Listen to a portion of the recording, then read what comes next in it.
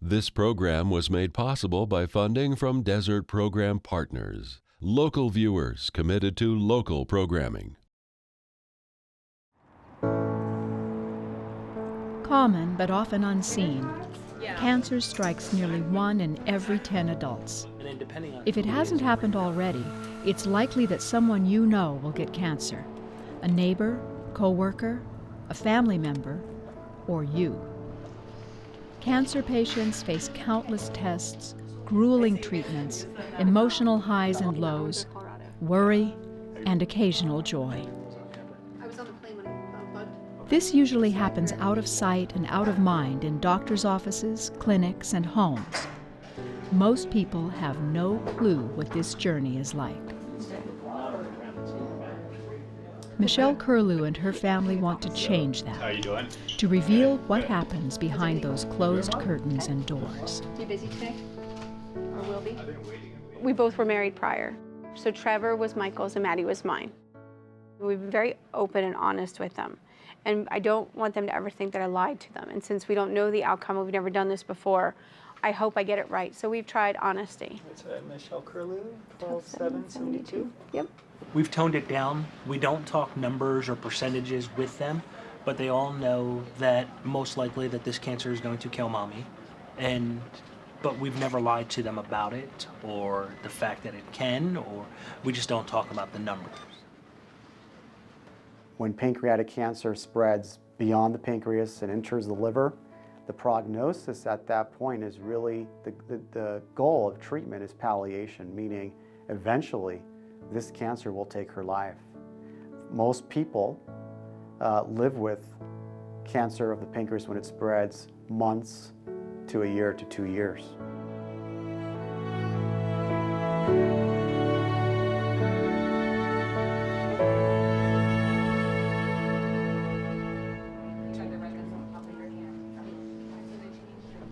Michelle is enrolled in a clinical trial and receives her chemotherapy treatments at the University of Arizona Cancer Center in Tucson, Arizona. She was diagnosed with pancreatic cancer in December of 2013. Trevor, their oldest child, lives with his mother in Texas, while Madison and Mackenzie live at home. We don't have a choice. Like, we weren't given an option. You know, we were given cancer. And the kids weren't given an option. And I don't know if that's fair or not, but I didn't give them an option either because I'm going to remission. And I didn't allow for them to think otherwise. I think about how to teach my children, I think to cope with grief, but without making them grieve early. I don't want to be mad. Like, in all of this, I've not felt mad. And I just don't think there's room for that. Okay, what's next? I just don't want them to think that I quit. And I think that's the most important thing, is that, you know, I just won't quit.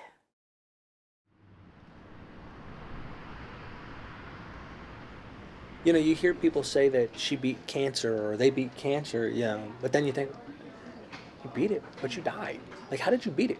And it's like, you beat it by the way you lived. You didn't, you know, I told Michelle, I said, if this was me, I'd have crawled into a corner somewhere. And she hasn't. I mean, she stood up and said, okay, let's do this.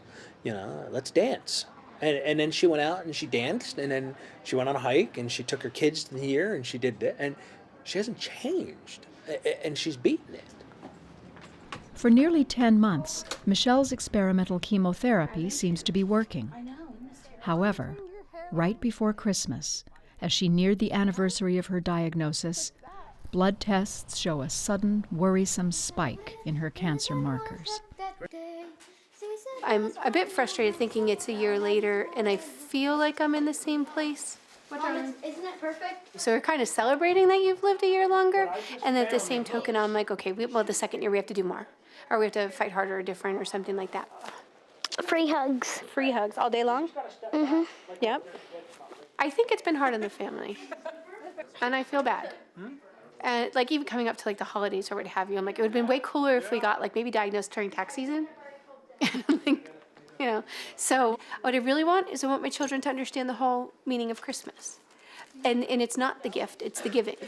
and it's the giving of yourself. But I want them to have that, and that's what I have been blessed with in the last year. If you remember, prior to November, Michelle's cancer, pancreatic cancer, had spread to the liver. She was on chemotherapy, which was initially working. The lesions in the liver disappeared, consistent with a fantastic response. Unfortunately, what happened was the cancer in the pancreas started to grow, which indicated the treatments were no longer working. So we needed to change the treatment.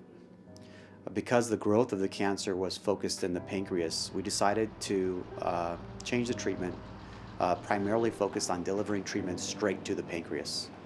So the therapy we went with was radiation.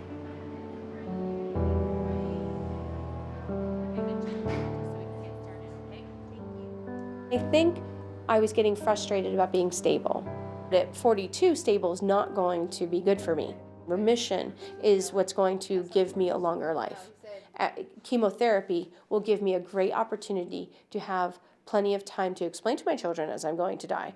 But the remission will give me an opportunity to spend a life with them. It's not that I don't cry about it, I don't get sad or upset, but I don't want to live there, and I'm living. Right, so I think we're heading in the right direction. Today is our first day back after radiation, and so we're going to meet with Steve and Dr. Akuza. Hopefully if my blood work is good, then I'll start chemo today.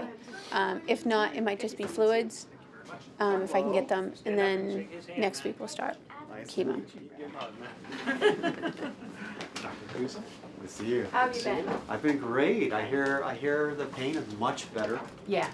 From Steve. Really, to me, probably the thing that indicates that we're on the right track is the pain getting less. So I'm happy about that. The rest of your blood tests look fantastic. Michael, did you want me to make you a sausage sandwich or something? I left one out. In May, after 16 months of living with pancreatic cancer, Michelle's scans and blood tests show her closer to remission than ever. Test results show her tumor markers are even below what is normal for a healthy person. I think it's been fun. I know it probably sounds crazy, but you're surrounded by love, and I've had just a lovely time. I've met some wonderful people.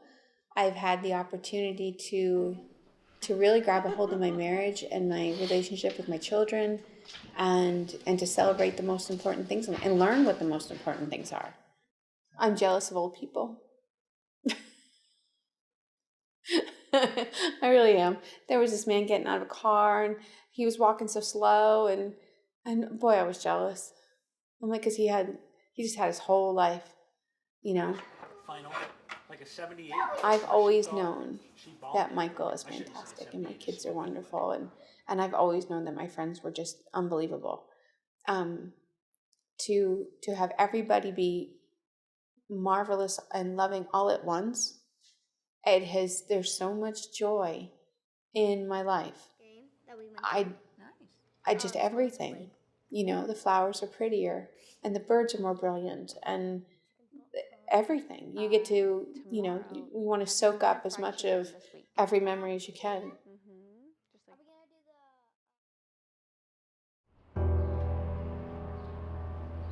So I went to the ER and I am internally bleeding from an ulcer up in my duodenum. It's really like out of the blue. The terminal part of this disease, I didn't think that I would take a long time to die, which is weird. And I really don't. But at the same token, I thought I would have okay, well, there's chemo's not working, and so hospice, and you would have time to, put all your affairs in order, or at least even the time for your body to naturally break down and pass away. And if they can't control the bleeding, or if my body doesn't stop it, it won't well, it won't be dying slowly, but it won't be on, I guess, my terms. You know, at the end of the day, cancer, what it is a growth of cells. In all our bodies, we have cells that serve vital functions to our body. What cancer is there's unregulated growth. Those cells just don't want to die. What ultimately happens as these cells grow, they connect with one another, they form tumors, they form masses, and it's really these masses growing into other vital functions of your body that ultimately leads to death. So, in pancreatic cancer is very strategically placed. You know, where it's located, it's located around vital blood vessels. It's located next to the liver, located next to the intestines. And so as that tumor grows, inevitably what it could do is invade into blood vessels, spread to the liver, cause liver failure, and cause death that way. So when those things happen, and they happen often quickly, it really, you're faced with a challenge that's sometimes too great to overcome. Though sent home a few days later, Michelle is back within a week for more surgery. Again, her life is in imminent danger. Today's operation will include, among other things, the Whipple procedure, the most common surgery for pancreatic cancer patients. Dr. Gee he's very assured. Like he,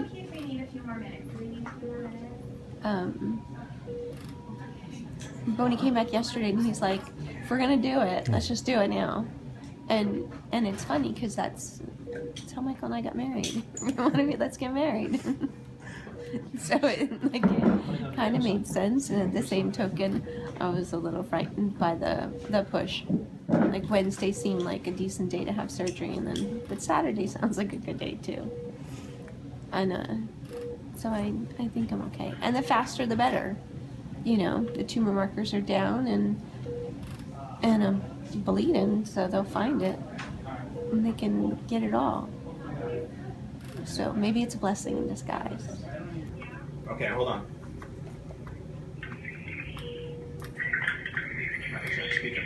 Are you playing Xbox? No, I'm watching Fire. Okay. I was thinking about you. How are you doing? I'm doing good. Good. Are you ready for your surgery? Yeah, I'm ready. I love you, Mommy. I love you too. And I'll be thinking about you the whole time, okay? Okay. You want to talk to Maddie? Yeah, I would love to talk to Maddie. Hello? Hi, good morning. Did Mac just wake you up? Maybe. Maybe. Yeah. He called to say hello and wish me luck. So, and then he asked if I wanted to talk to you. I love you.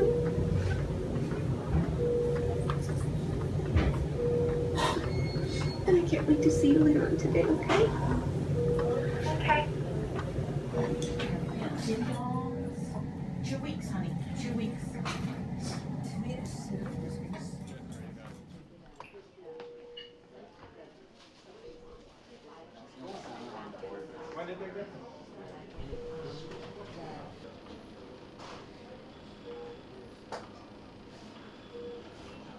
So she was doing really well. They were talking about taking her breathing tube out yesterday. They took out the IV line in her neck that they did dialysis on her on Saturday and Sunday. And now, yesterday she tried to rip out her breathing tube, and in doing so, she ripped out one of her IV lines. And so when they sedated her with some pain medicine and liquid Ativan, IV Ativan, and right now she's got very minor swelling on her brain. So we're just delayed a little bit.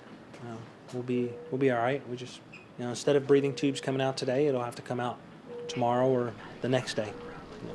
One of the moms picked Maddie up and they were going to Peter Piper Pizza, and I'm like, I was actually doing really well until this morning, and then when they did the scans on her brain this morning and they saw the swelling, it was kind of an issue for me. But I'm doing all right. Once she's out of the ICU, probably an additional 10 to 14 days in the hospital. And then I'm not really sure if they're going to do some sort of recovery center or if they're going to send her home. There's been talk of both. But we got to get to there first.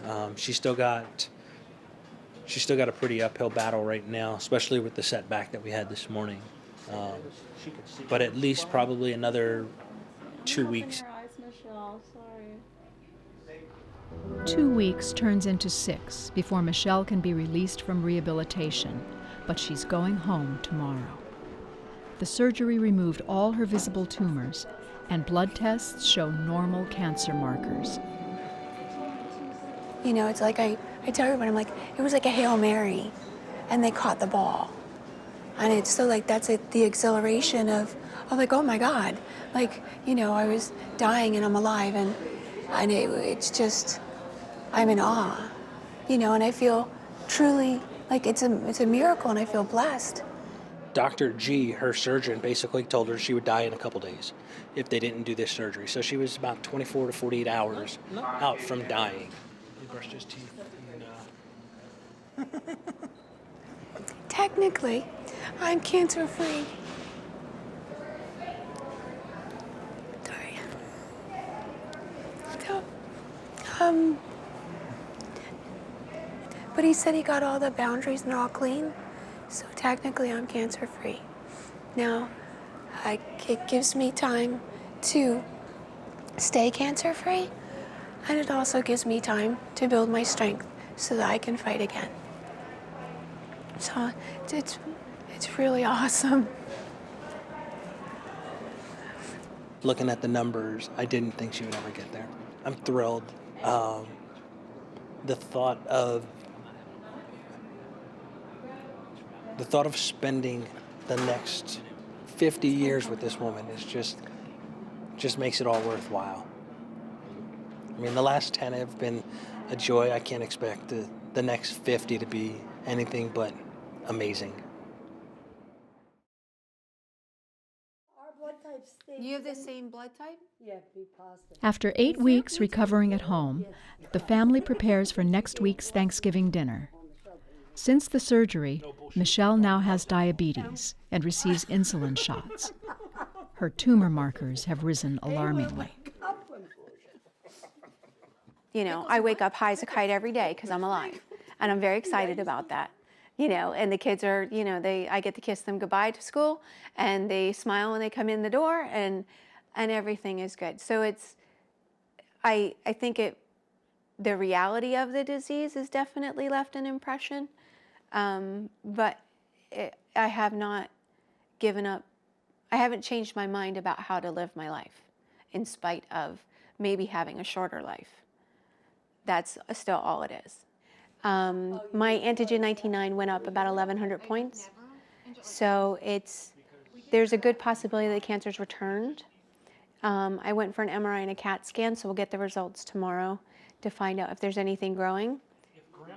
So there's options. I don't know exactly what all of them are, but I'm very assured that the tumor board, Dr. Alcuza and Dr. Cunningham and Dr. G, I am sure, as they have saved my life several times in the last few months, and gave me the longevity of life for the last 2 years, that they will help me come up with something that will give me more. You know, in the meantime, you know, this is the journey we're on. This is the gift we're given. And I'm still, 3 months? I'm still winning, you know. Hi. Hi. You. Oh, how are you? I'm doing great. Good. Dr. Your Who's my mom, mom? Shelley, I met you. Yeah, we met in the hospital. Yes. How are you? Again. Nice to see you. See you. The last time we met, afterwards we did blood tests that day when you left, Michelle, and to our surprise, the cancer marker came back, and that's the CA19-9 level, and it was very high. It was up to approximately 1,000. And that level is supposed to be 38 and less in our lab. So that was concerning, well, that the cancer might have returned. So we did an MRI scan, and with the MRI scan, what we're seeing is we're seeing a lot of the aftermath of surgery. And if you remember, during the surgery, the blood supply to the liver was cut off. And so what we're seeing in the liver is a lot of inflammation from the surgery. There's parts of the liver that's still not receiving a lot of blood. Because of those changes, it's really, really hard to tell in the liver if there's cancer or not, honestly. So, so the good news is there's nothing obvious on that scan, okay? But the bad news is I don't have enough information really to tell you guys to explain why that blood test is high, okay? So we'll review it this Friday. We may get a PET scan to confirm that we're cancer-free. And like I said, if there's any evidence that their cancer has come back, we can go back to that chemotherapy since it worked so well in the past, okay?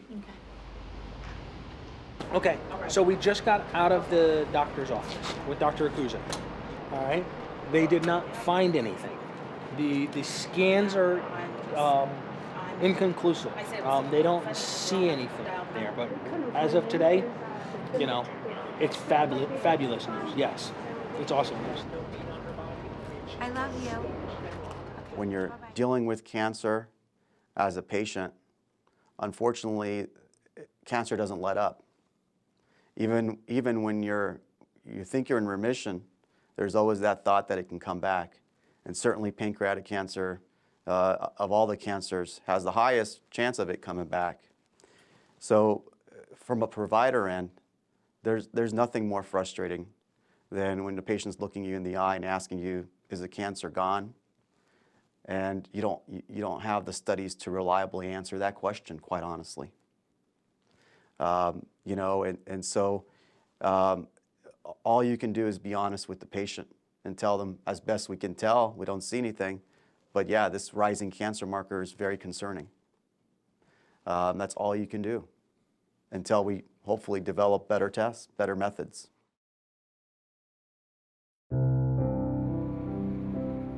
Two and a half months later, Michelle returns to the hospital. The cancer is back with a vengeance in her liver and lymph nodes. She and Michael have been told her cancer is terminal. Any future treatment will only be an attempt to prolong Michelle's life. It was disappointing, but it wasn't a surprise because it was almost like a guarantee. I have found the last couple of weeks I've watched myself become more of a burden on the family. Like I've watched their stress and the demand I have on them and the inability to do things myself. And I think the reality that this is going to happen sooner than later has hit home for us. And we're not in denial of the time, but I really think we just didn't pay attention to it. We were busy having fun and living our life. That now we're like, oh, well, it's time. You know, we need to be serious about this. So we've gone and called around and made funeral arrangements. I've talked to my family about what my wishes are. Not everyone agrees with them. So them having thoughts and opinions and strong ones, I have them too. But I explained to them that I'm like, you will never question my husband again. Like, you need to stop this because he's in charge. If he says to paint me blue with my ass up in the air, I will be buried that way because we have discussed it and that's what we've agreed upon, or that's what him and the kids have discussed, and therefore that's why it'll be. It's hard to grasp that the end is coming for her. The last couple months for me have been the traditional televised version of what you see of cancer. No sleeping, nausea, vomiting, and up until now, these last few months, Michelle was never like that. She lived her life. She did what she wanted to do. If she wanted to go somewhere, she went somewhere. If she wanted to do something, she did something. And it's just been rough the last few months for her. If you look at the prognosis of Michelle's cancer, she rocked it. She killed it, you know? And it just speaks to the type of person she is and her family. And, you know, they took it head on. She's a fighter amongst fighters, you know. Her involvement in the clinical trial, I think really, you know, Michelle thought that would be her contribution. You know, that's the gift that's going to go way beyond Michelle, both to science and both to future patients that are diagnosed. So it's kind of cool. I'm not going to get the cure, but I'm going to be a part of it. You know, how awesome is that? I don't even know how to be disappointed. I don't know how to be less than grateful. And I have accepted my path, and I think I always have. Like I don't know. I'm curious. I think I'm a little afraid. I think God promises us so much that I'm not like scared to death. You know what I mean? Like I think I just don't think the time is here yet. But when the time comes, I'll be ready. You know, I'm ready now. I really don't think this is a curse. I think it's a blessing. And I have something to learn in this journey. I'm not exactly sure what it is, but I'm open to learning it. But this has been awesome. And I don't know how to explain that because I know it doesn't sound like it's really awesome, but the people who I have, my life has only gotten better. And so no matter how long or what we do or what have you, like I plan to fight as hard as I promised my kids, I will fight. And I will fight every day until I cannot fight. And that's what I can promise you. I can't promise you how long I'll live, but I can promise you every day I'll fight. And they help, you know, and they're your champions. And it's the coolest thing.